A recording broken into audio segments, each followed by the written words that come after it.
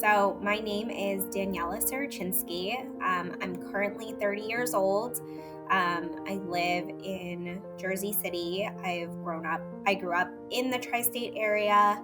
I work in communications. I work for a large communications firm in New York City, and live in Jersey City with my fiance and my dog. And that's just me in general. The journey started in the summer of 2022. Um, it really began with a tickle in my throat, which was very vague, and I attributed to it either being allergies or the dry air in my apartment. And then after a while, that tickle turned into a cough, which didn't go away. And so after a few weeks of having that cough, I decided to go to an urgent care. And they thought I had bronchitis, which I thought was probably likely considering I had been ignoring this cough that I had for a while. I figured whatever I had probably turned into bronchitis. I thought that was a likely story. After a while, I also started to develop a low grade fever in the evenings. And then, even further along, I started to have night sweats, which then I learned is like one of the symptoms, along with cough and other things, is one of the symptoms for a lymphoma. I was working a very high paced job, and I was very career oriented. And, I dismissed a lot of my initial symptoms, but of course, as things progressed, my symptoms got worse. I went to urgent care. They diagnosed me with bronchitis, which I was treated with steroids, and my cough got better, which was great. And then I went off the steroids and my cough immediately came back. So I went back to the urgent care. They thought I had pneumonia. And then it was actually my mom who pushed me to ask for a chest x-ray from the urgent care doctor. And upon getting the x-ray, the radiologist thought it was pneumonia, but the doctor actually scared me and told me that it could be tuberculosis. And I thought that was really scary. So I was like, I should get a second opinion on the x-ray. And my cousin, who is a radiologist, I sent the x-ray to her, and she was the one that said that if it were to be pneumonia, the x-ray would actually be a lot worse. So she pushed me to get a CT scan. And then after a while, I went to my primary care doctor, got the CT scan, which immediately revealed the large mass in the center of my chest. So this was something that we were anticipating at this point, because my cousin, the radiologist, kind of started preparing us for the different things that it could potentially be. But it was still very much a shock, because I was a otherwise healthy 28-year-old at the time with no prior history of anything, and definitely no history of lymphoma. My primary care doctor actually asked me, like, do you work around any chemicals? I'm like, unless you're talking about the chemicals from like the New York City subway, I don't. Like, I work in an office, I work on the computer, I don't do any sort of like outside labor in fields or whatever. So yeah, it was definitely a huge shock still. When I was initially diagnosed, it was really a crazy out of body experience for me. I would say I was somewhat primed for it, and I was with my fiance at the time, but I don't know how primed he was for it, because I just remember like seeing his face and like the color just draining from it. But I sort of immediately had a little out of body experience, and also in a way just like emotionally shut down, because I just knew that I needed to get to the ER. So I didn't have really time to process what it all meant. Obviously, I'm still processing, but in the moment where I received the news, I guess I while I was mentally kind of like shutting down, I do remember I was definitely shaking, and I just said, I need to get to the ER right now. I just need to go to the ER. And I think from that point on till the day when I heard I was in remission, I think I took literally everything. Every moment of my life was literally lived minute by minute. My life went from being very much a planner of like everything to, okay, like we just need to get through this minute. We just need to get through this hour. We just need to get through this day. So it was a big sort of like mindset shift for me. I think the other thing that I remember thinking is, this can't be happening. I'm supposed to get married in 7 months. So that was a huge thing. But I do distinctly remember thinking that, like, this can't be happening to me. Upon going to the ER, I was admitted to the ER. They had already had my CT results, and from there was various consultations with doctors, potential surgeons to really understand what we should be doing about the mass, considering that it was pushing on my chest, my heart, my causing me to cough, causing some fluid to build up in my lungs. So there was a lot of discussion on what we should be doing at this point. Ultimately, they decided that they didn't need to do anything urgently, but they scheduled a biopsy for me. In order to do the biopsy under anesthesia, I wasn't supposed to eat. So I had to do the biopsy they had to do the biopsy while I was awake. But luckily, that's when they introduced IV Ativan into my life. So luckily, that was able to calm me down for them to be able to do, just prior to the biopsy, because they weren't able to put me under anesthesia. And honestly, that biopsy experience, for what it went really well, and honestly opened my eyes to just a lot in terms of like how this medical process just like works, and the process went well. So following the biopsy, I had to have additional CT scans of my head and neck, additional CT scans of my stomach, and I had to have a bone marrow biopsy to confirm the staging to see if the lymphoma was anywhere else. The bone marrow biopsy was done under anesthesia, so I said, absolutely, we'll prepare to have me put under for that. And it went fine. There was no pain. I was a little sore afterwards and maybe a little bit nauseous from the anesthesia, but otherwise it was fine. So after all of that testing, I got my final diagnosis a few days later. And it was confirmed that I had stage 2 primary mediastinal B-Cell Lymphoma. So that was when I received my final diagnosis. I was diagnosed on September 29th, and I turned 29 on October 1st, which was a very surreal experience to celebrate my birthday in the hospital during this time.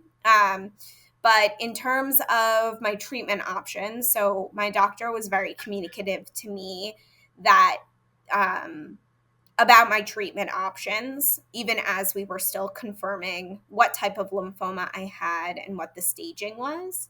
Ultimately, after receiving my diagnosis, he said that I'm going to be doing R-EPOCH chemotherapy. So it would be 6 rounds of R-EPOCH, which equated to about 6 months of treatment.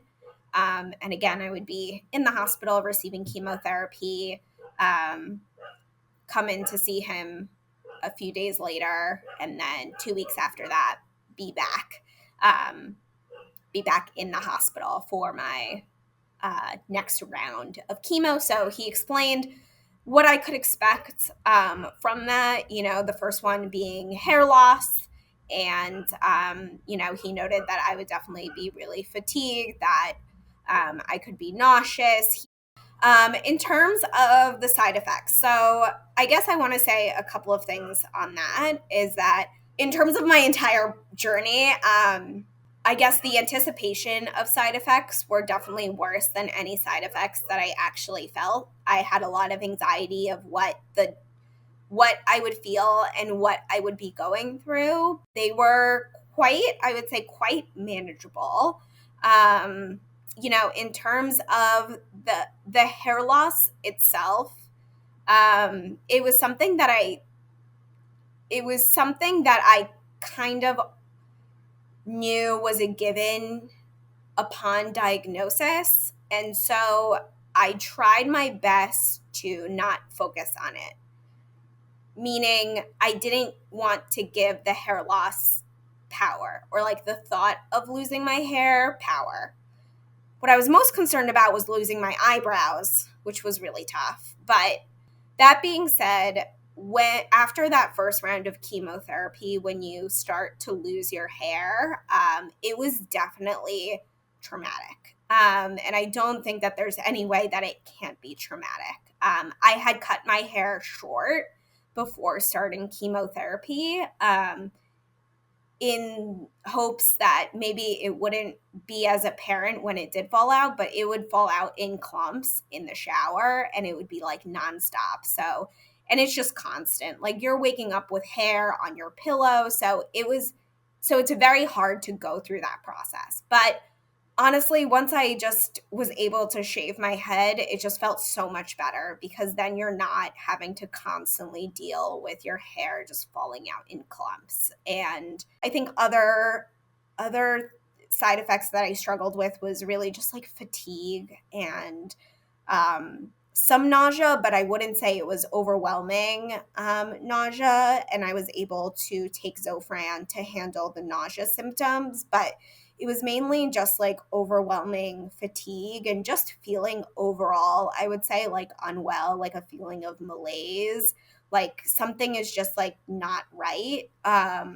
You feel that. I would explain to my friends that it was kind of like a bad hangover feeling, that feeling of you really don't have any energy, like you can't get out of bed. There were definitely days where I only stayed on one floor of my parents' house, where I would stay there because it was close to the hospital.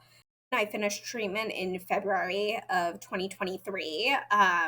We were feeling very confident about how things were and how treatment went. I had a good midway scan. They did a CT scan, and they saw that the mass in my chest was really shrinking a lot, and everything was kind of moving back into place, as my doctor said, and that things were clearing up. So it was a good sign that the chemotherapy was working, which was great. And so I had to wait a month after I finished my last like day of chemotherapy to have my last PET scan. There were 2 spots that were lit up on my last PET scan. So that was really tough, because we weren't expecting it. And also, they were kind of borderline in terms of 50% chance it could be inflammation and about 50% chance that it could be residual disease. So we had to do another biopsy of that. That one was a little bit more invasive, so they did put me under for that one, because they needed to get samples to see if it was residual disease, residual lymphoma,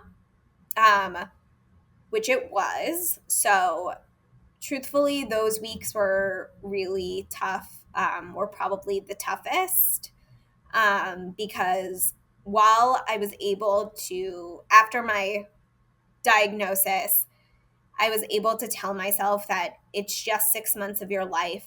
You're going to be able to get through this, and then you're going to go back and everything's going to go back to normal, and you're going to get your life back. And that's what kind of got me through the 6 rounds of intense chemotherapy, is just saying that it's only 6 months. It's only 6 months. Like, you can do this. But considering I had residual disease, now it's like I'm on I'm on this ride for a lot longer, and now I don't know what to expect because I didn't.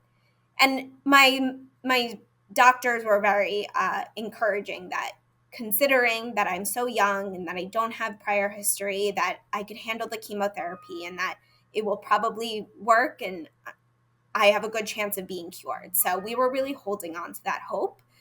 But when I received the news that there was still residual disease and lymphoma, that was truly crushing, not only for me, but obviously for my family and my fiance, who were on their own journeys considering my cancer diagnosis. So it was really heartbreaking news for all of us. There were definitely a lot of tears. Um, but that being said, so I found out that I had this residual disease, and my team very quickly referred me to a larger cancer hospital and connected me with the CAR T team there. So they had already sort of gotten the ball rolling for me to do CAR T.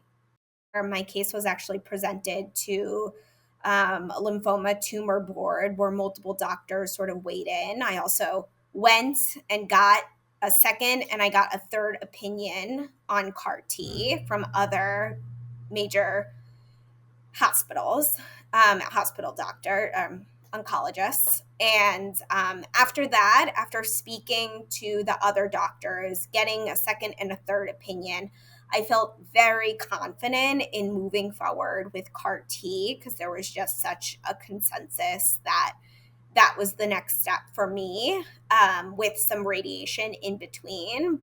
So with the CAR T process, first, my team really went over in detail sort of what I could expect, and what the process had entailed. So that made me feel a lot better. And they also gave me resources and booklets. They gave me a lot of resources. They also quickly connected me with a resource that will help find me, that will help sponsor um, lodging, hotel stays close to the hospital, because you have to stay close to the hospital when you receive CAR T treatment. So they were good in sort of preparing me and what to expect. So the first process of CAR T is collecting your T cells. And they do that by putting your blood through this machine that separates out your T cells. And then those T cells are sent to the manufacturer of the CAR T drug that you're going to be receiving. I received Breyanzi. For the T cell collection process, so sometimes they can do it through your regular peripheral veins in your arms if you have good veins. Luckily, I had a really good team of people around me that they were able to find a vein and that we were able to successfully complete the T cell collection. And the T cell collection day is a pretty long day. You're sitting in the chair, you can't move because you're connected to the machine, but my advice is bring snacks, bring your tablet or your laptop, and just be prepared to watch a lot of Netflix. And there are no side effects to the T cell collection. I was just maybe a little bit tired. They're during the T cell collection, you might feel that your body is tingling or that your lips are tingling, which is something to do with the calcium in your body. So they will give you some calcium through the whatever you have, the catheter that you have, to help supplement that. But it's not uncomfortable or painful. It's just a weird feeling. So after the T cell collection, I immediately went to radiation, which radiation is its other whole process. So they had to do a CT scan of my chest to really understand where they had to radiate and make the plans. They gave me little tattoos, tiny little tattoos that nobody else would notice except me, to really mark the areas. So I did 10 rounds of radiation, and 10 rounds of radiation with those breath holds. And I beyond radiation made me very tired, which honestly I wasn't expecting to be so tired from radiation, but it did make me tired. And then CAR T day came eventually, but unfortunately there were some delays in my CAR T schedule, which was very stressful because they have to test your T cells. With the drug manufacturer has to test your T cells. My T cells were considered too robust or too healthy, and they were labeled as out of range. So that required me to get special permission from the drug manufacturer to use my T cells, which put my T cells in jeopardy of my CAR T in jeopardy of being pushed back. I did eventually end up getting my CAR T done in the beginning of June. And the the actual CAR T process is you receive 3 days of lymphodepleting chemotherapy, which is a low dose chemotherapy. 3 days of that outpatient in the hospital. So you just go in for your infusion, and then I was able to leave and go back to the hotel that I was staying at nearby. After those 3 days of chemo, they gave me 2 days to kind of rest over the weekend before the CAR T infusion. I felt really crappy after the lymphocyte depleting chemotherapy. It made me much more nauseous. I did not feel good. At points I was thinking I could faint or lose consciousness, but I felt pretty crappy for those 2 days that I wasn't receiving anything, that I was just resting. So the overall CAR T cell infusion was not a big deal. It certainly wasn't easy. Again, I wouldn't say that anything happened that was unexpected. So at the end of July, I did a PET scan, and that PET scan said that I was absolutely 100%, in remission. There was no evidence of disease.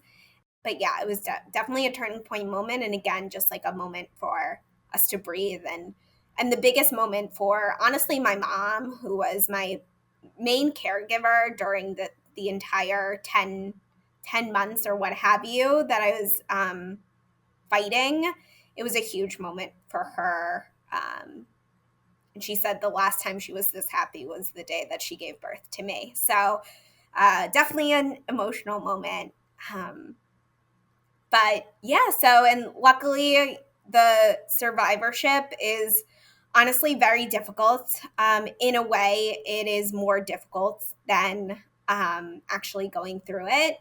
Once you're able to sort of pick your head up from having cancer, everything else starts to come into focus again. And that's really tough sometimes because you finally start to take stock and start to understand sort of what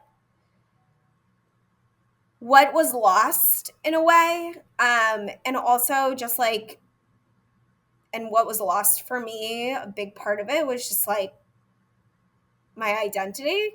I didn't kind of know who I was anymore. I was still me in many ways, but in other ways I wasn't.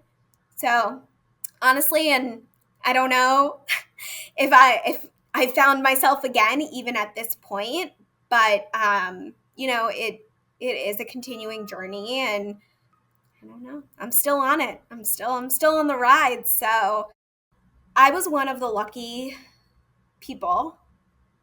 women, who was able to do fertility preservation before starting chemotherapy, which I realized after my treatment is very rare.